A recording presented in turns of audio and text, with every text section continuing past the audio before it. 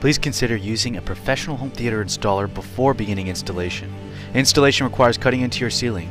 Improper installation can cause physical damage to your home and body.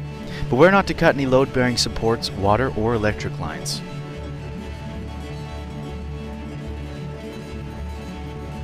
In-ceiling electric screen installation tutorial.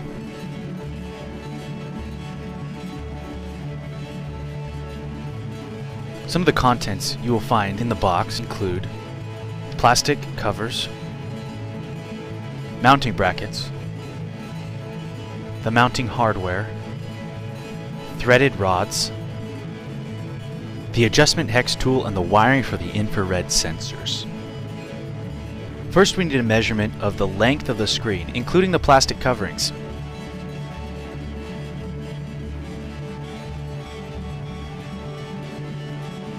We use that measurement minus 3/4 of an inch to cut our hole.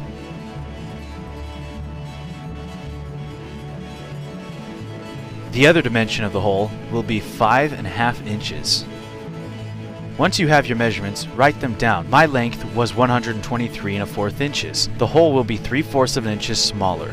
Each house is different. I decided to center the screen on the ceiling by subtracting the length of the hole from the distance between the walls and dividing that by 2. I'm placing this screen 6 inches away from where the wall would be. I'm also marking 12 3/4 inches away from the sidewalls. I used a chalk line to mark where the first side will be cut. I also used a square to mark both short sides.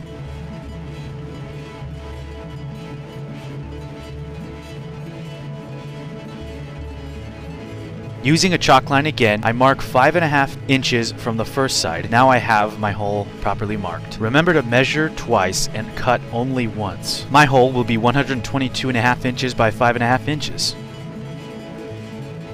We're ready to cut. Use a drywall saw, razor, or a roto zip, as long as you make little to no deviation from our marked line.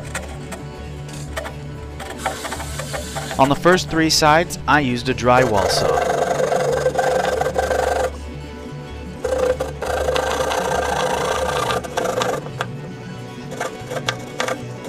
The last side, I used a razor to cut the paper, bent and broke the drywall, and then cut the paper on the opposite side.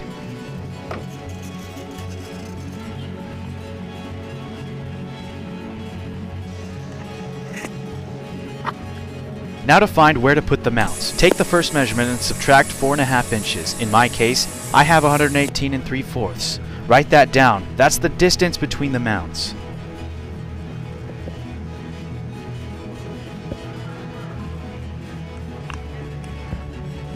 Attaching the mounts to the screen is very straightforward. Slide the bolts in.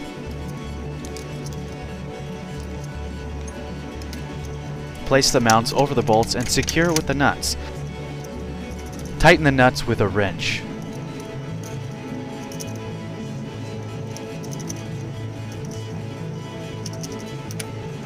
The other dimension for the placement of the mount is half the width of our hole. We mark 2 3/4 inches plus the distance from the rear wall. For me, that was 8 3/4 inches. There are no studs that I can screw into, and that might be the case for you, so I'm making a stud to screw into the existing supports. If you need the wall anchors, you should use them. I'm not, since I'm screwing straight into the wood. The large mounting nut fits snugly into the top mount. Once we slide it in, scoot it to the hole we need to screw it into, and screw in one of our threaded rods. If you are installing into anything but your attic, you will have a difficult time with this part. You need to attach the stud to the supports above the ceiling. Installing between a first and second floor requires you to reach in from the hole we cut.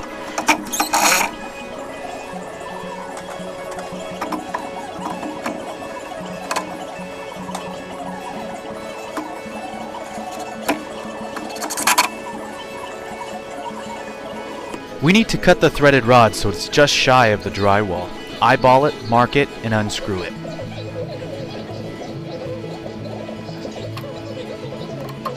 Use a saw with a metal cutting blade. Use all safety precautions with whatever cutting method you choose.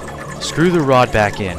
Attach both studs the same distance apart as the mounts on the screen. Length of the screen minus 4.5 inches. Make sure you mount the screen facing the right way. The IR hookups will always be on the left of the audience. We recommend teamwork when finally mounting the casing. Put the rod through the desired hole and twist the nut on to hold it. Lift the screen until the face plating is flush with the ceiling and hand tighten the nut. That is probably sufficient, but you can also use a wrench if you find that useful. We recommend you seek out a local electrician for proper wiring for safety and proper code installation. Attach the plastic covers on each side. You should be able to move the screen slightly until the plating covers the entire hole.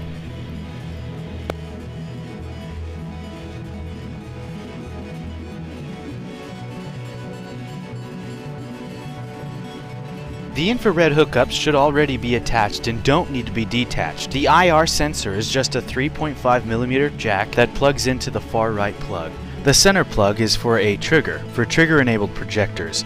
The far left plug is for RS-232 external controls, such as wall switches. That's all for mounting. Next I'll show you how to adjust the screen's height. Again, please consider seeking out a Pro AV installer. When adjusting the limits, you're liable to damage the screen and motor. Adjusting the screen improperly will void out the warranty. This is the adjustment hex tool. On the left end of the screen is a hole giving access to the limit screws. The limit screw nearest the wall adjusts the height of the screen in the up position. The far limit screw adjusts the height in the down position.